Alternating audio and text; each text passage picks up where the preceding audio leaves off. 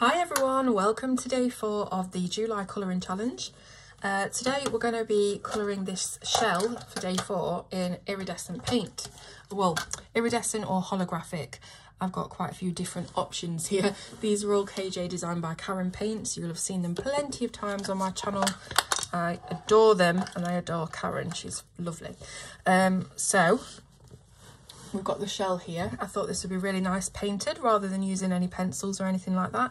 We're going to be using some different mixed media as the month goes along. So not just Prismacolors is the tagline for this challenge, even though that's all we've used so far. Right, so I need my brush and we need to decide on a holographic pigment that we're going to use. So we've used pink. I would normally say pink for a shell, just, you know, standard, but we've used pink on day 3, so I want to do something a little bit different. We've got quite a few different holographic options here. These ones, hopefully you can see, yeah, these ones on the second line are our holographic ones. There's a really beautiful blue called Jellyfish, which if I just show you that, it's stunning. But do we want a blue shell? Do we want a blue shell? We could have a blue shell, couldn't we? We could even do like blue, the jellyfish going into the pink. This one's called Boob Tube. We could have those together, like blended. That might be cool. Let's try that. So I'll just pop these away for now. And then we will attempt to do a little bit of paint blending. So let's say that we're going to start at the bottom with the jellyfish. So I'm just going to give them both a little bit of water to get them going. And then pretty much straight away the paint has activated. So let's paint this, and this will cover the lines of the shell.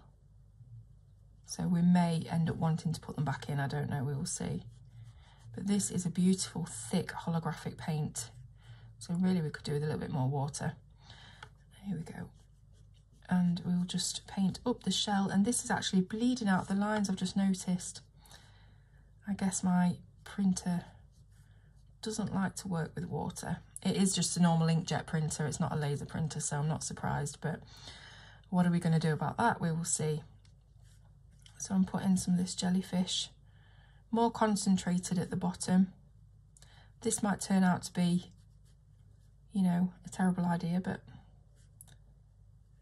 this channel is not about being perfect. It is about trying things and trying to do things simply and make it look effective. And, you know, this is not watercolour paper. This is, as I mentioned in the first video, bog standard printer paper, and you can see that it's just not wanting to play at all. We've got loads and loads of bleed, but I'm hoping we can cover the majority of that up with the background colour that we put down.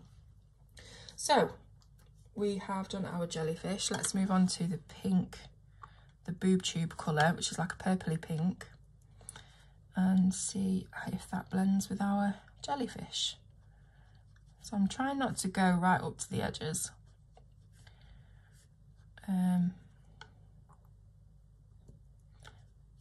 Just to try and keep away from any bleed happening, but it is very difficult. It probably is fruitless for me to try and not let that happen.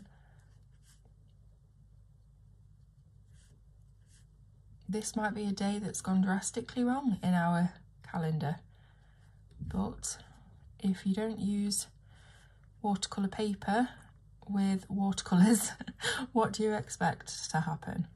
So my fault entirely.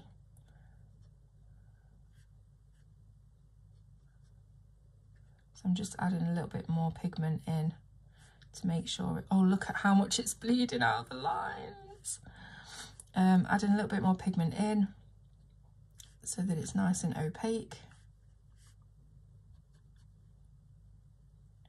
And then I will use a completely, not a completely dry brush, but a brush that's got no paint on it. What would you call that? An empty brush? I swear to God, my brain is just mashed. So it's got nothing on that now. I've wiped it off, and then we'll just try and do a little bit of mush in the middle. But look at that bleed. It's kind of cool in a way. It's like a flared effect, but not something that I would have personally hoped to happen. But hey ho, you can see this paper is buckling terribly, so paint might not be the best thing to use going forward, but it's good that we found out on day 4. See, we can use a little bit, which we did on the butterfly, and that actually worked fine. Didn't bleed at all, which is strange. But this, I don't think this is working very well at all. Let me have a look how it looks to you in the camera. Yeah, it just looks like a hot mess. Right, let me move these away and figure out what we're going to do about the background. If in doubt, black it out is coming to mind. That's what I always think about. If you're in doubt what to do with the background, make it completely black. Do I want to do that? Yeah, I could do. I suppose we could. Yeah, we can fix this. We can fix this. So I'm going to just add a little bit more of the jellyfish paint just to these little tail bits of the shell. And then I might just black the background completely. And see how that looks. So I'm just trying to add bits of pigment to fill it in a little bit better, but because, like I say, it's not watercolour paper, it's just not working. Oh, there goes the charger wire again. You'll see that happen a lot over this challenge.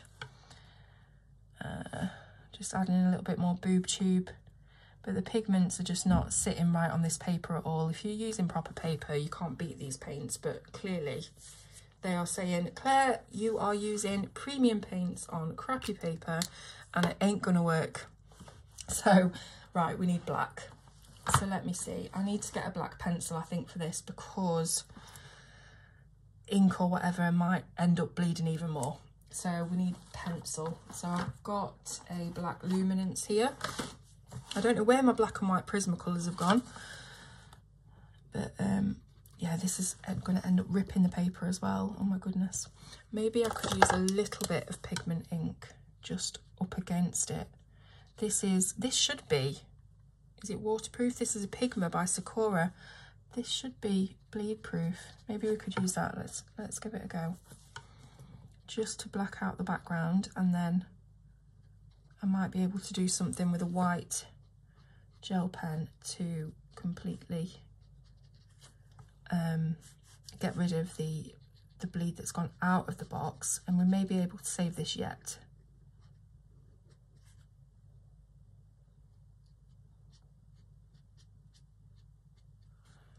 Right, so I've blackened all of the background here.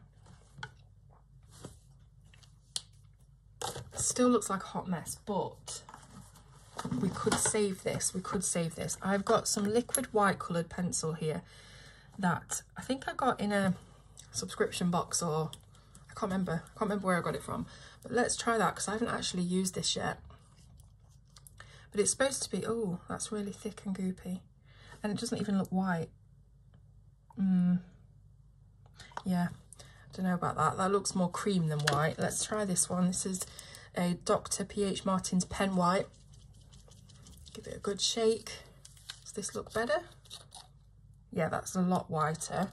So let me get a little dish and pop some of this on here.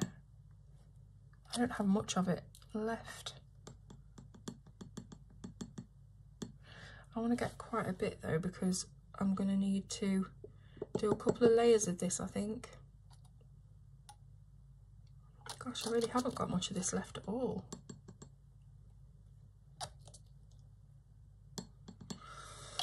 This might be the disaster day of the challenge, but that's fine. Right, so I've got, there goes the wire. I have got a Da Vinci brush here, number 6. Doesn't matter what brush I'm using, this is purely to touch up the what's gone wrong. So I'm just going to paint on some of this white. I don't know if this is really opaque enough, you know, but we will see. It's not very opaque at all. White acrylic. Now then, my acrylic drawer is utterly mixed up. It's all of my acrylics and watercolours and gouaches are completely mixed up. So I do have this little acrylic white bottle, which has just pumped out loads more than I actually need. Let's see if this works any better. If we do it thick enough, it should, in theory, cover anything.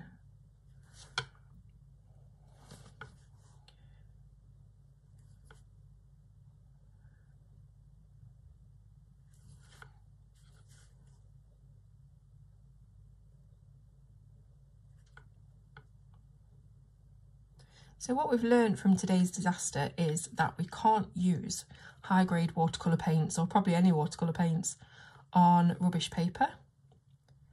So I won't be making that mistake again.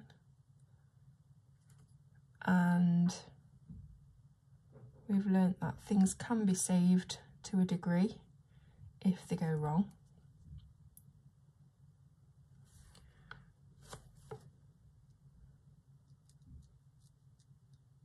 I'm just dabbing this on, as you can tell.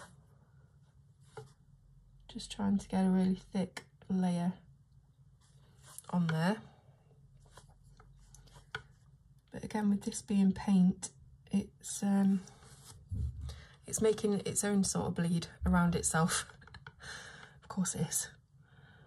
So I think that might be the best that we can do, to be honest, to save this. Let's see how it looks in the camera. Oh, terrible. But you know, I did try and make a nice shiny sparkly iridescent holographic shell, and to a degree it's worked, but I think we've learnt a lot in this video and we won't make those mistakes again going forward.